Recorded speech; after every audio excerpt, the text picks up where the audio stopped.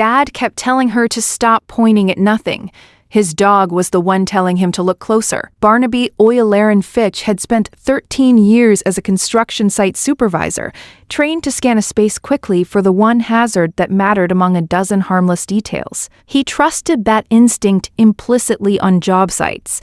In his own backyard, he trusted his 2-year-old daughter's pointing finger a lot less. 3-year-old Wren had developed a habit that week of standing on the back porch and jabbing her finger toward the same corner of the yard, near an old wooden trellis, repeating a garbled word that sounded like "be" or maybe "bad." Barnaby chalked it up to toddler fixation. Kids latched onto random things all the time. A shadow, a bug, a trick of the light. Their Leon Burger, Gideon, a huge, gentle mountain of a dog who'd never shown a defensive bone in his body, had started doing something stranger in the same week. Every time Wren wandered anywhere near that corner of the yard, Gideon would plant himself directly in her path, not growling, just immovable, angling his body to physically block her forward progress. Barnaby found it mildly inconvenient. He'd nudge Gideon aside, redirect Wren toward the swing set, and think nothing more of it. By the third day, the pattern held steady in a way pure toddler fixation usually didn't. Wren pointed at that exact corner every single time she was on the porch, at every time of day, in every mood. Gideon blocked that exact path every single time, regardless of what else was happening in the yard. That detail would matter. He didn't clock it yet. The fourth day, Gideon's blocking turned more insistent.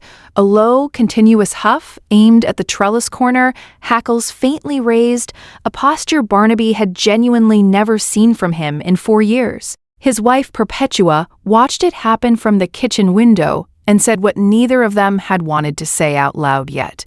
Between the two of them, that's not nothing anymore. Barnaby, 13 years of scanning job sites for hazards, still found himself dismissing it. A toddler's fixation and a dog's odd mood swing felt like two unrelated coincidences, not a signal worth investigating.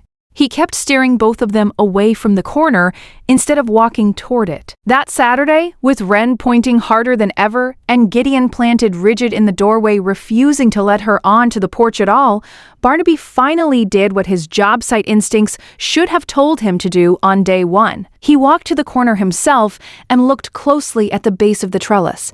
Tucked beneath the lowest board, half hidden in shadow, was an active wasp nest larger than his fist, workers moving steadily in and out of a gap directly at toddler head height. He had it professionally removed within the hour, well before the colony grew large enough to become the kind of hazard he'd spent 13 years trained to spot on a job site, and had almost missed entirely in his own backyard. Later, walking the yard with the pest control technician, Barnaby mentioned Gideon's behavior almost as an afterthought. The technician, unsurprised, explained that dogs often detect the vibration and scent of an active nest well before it's visually obvious, particularly when a colony is establishing itself in a new location. Whatever made you finally check that corner today, the technician said you got to it before it became a real problem. Nests like this can double in a week. Barnaby stood in the yard for a long moment after the truck pulled away, Wren's pointing day after day at the exact same spot.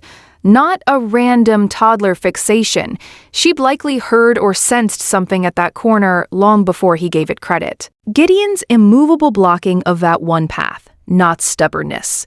A dog placing his own body between a hazard and the child he decided was his responsibility. 13 years scanning job sites for danger, and the two smallest, least credentialed members of his household had been telling him exactly where to look the entire time. If you love stories about what our animals and our kids, notice before we do, subscribe. We post a new one every week. Gideon still gives that corner of the yard a wide, watchful glance every time they're outside. Even months later, the trellis long since cleared. Has your dog or your toddler ever pointed you towards something you almost dismissed? Tell us in the comments below. These stories deserve to be heard. Wren stopped pointing at the corner within a few days of the nest's removal, her attention moving on to the next small mystery the way toddlers always do. Gideon, though, still checks that spot first every time they step onto the porch, just to be sure. If these stories matter to you, subscribe so you never miss the next one. Next week's story is about a dog who refused to let a toddler drink from her own sippy cup and turned out to be right about why.